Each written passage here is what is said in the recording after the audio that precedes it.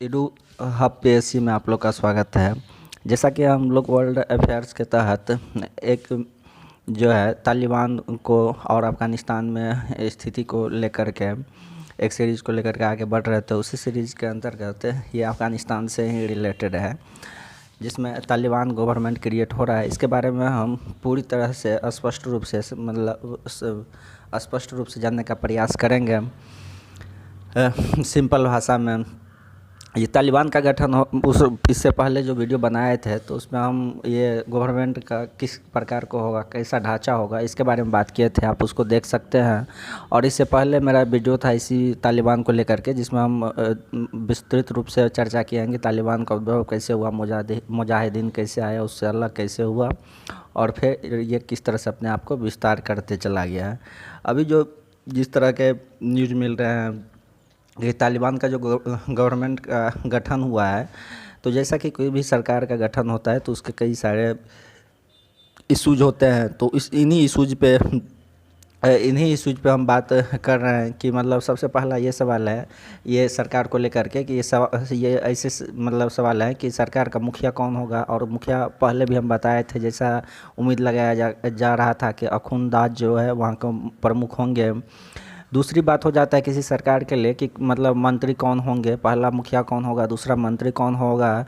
और तीसरी बात जो होता है कि वो सरकार जो चलाएंगे तो वो उसका ढांचा कैसा होगा। ढांचा के बारे में हम लोग बात किए थे कि ये जो है ईरान में जिस तरह गवर्नमेंट का ढांचा है उसी तरह के जो है यहाँ अफ़गानिस्तान में भी तालिबान के द्वारा गठन करने का प्रयास मतलब किया जा रहा है। लेकिन इस सबसे भी बड़ा होता है कि एक मंत्री परिषद जो जिसके सजेशन पे सरकार चलती है, तो यहाँ भी एक मंत्री परिषद होगा और उनको जो है शूरा कहा जा रहा है, रहबरी शूरा कहा जा रहा है, जो काउंसिल की तरह तहत काम करेगा। और इनमें मूल रूप से बताया जा रहा है कि 18 सदस्य वाले ये नेतृत्व परिषद होंगे, जिसको रहबरी शूरा कहा जाएगा। लेकिन इस सबसे पहले हम ये उनके स्ट्रक्चर पे देखेंगे। आप देख सकते हैं कि स्ट्रक्चर के जो मेन लीडर होगा वो अमीर अल मोमिन होगा, जिसको मतलब अखुंदाज भी कहा जाता है। ये 2016 से ही मतलब तालिबान के प्रमुख भी रहे हैं।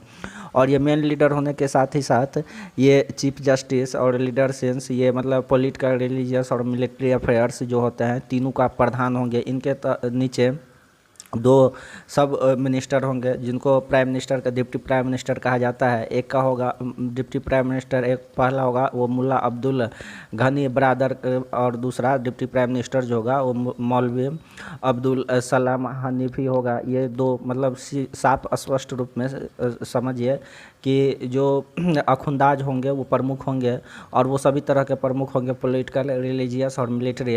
इनके नीचे दो प्राइम मिनिस्टर होंगे जो डिप्टी प्राइम मिनिस्टर कहलाएंगे। एक होगा मुल्ला अब्दुल घनी और दूसरा होगा ये मौलवी अब्दुल सलमान हनीफी।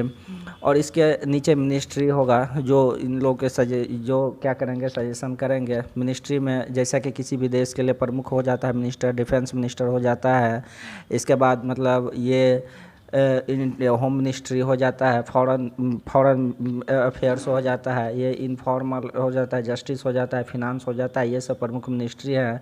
तो लगभग 6 मिनिस्ट्री का नाम अभी आ रहा है, जैसे कि डिफेंस का जो है मुल्ला मोहम्मद यकूब होंगे, इंटीरियर का होगा सिराजुद्दीन हक्कानी, और फॉरेन का होगा मौलवी आमिर खान, और फिनांस का जो है हिदायतुल्ला बद्री होगा, जस्टिस का अब्दुल हकीम काजी, और इंफॉर्मेशन का खैरुल्लाह सैद वली खिरवाज, ये सब होंगे।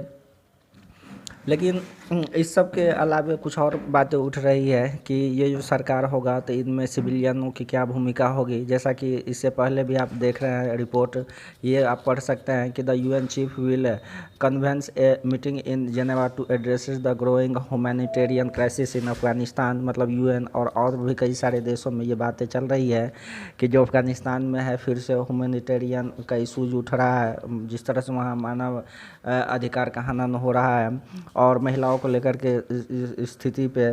तो इस सब को लेकर के कहीं ना कहीं जो है तालिबान पे दबाव बढ़ रहा है। और उसी को लेकर के ऐसा बताया जा रहा है कि जो है तालिबान ये विचार कर रही है कि उनका गवर्नमेंट मतलब द्विस्तरीय होगा,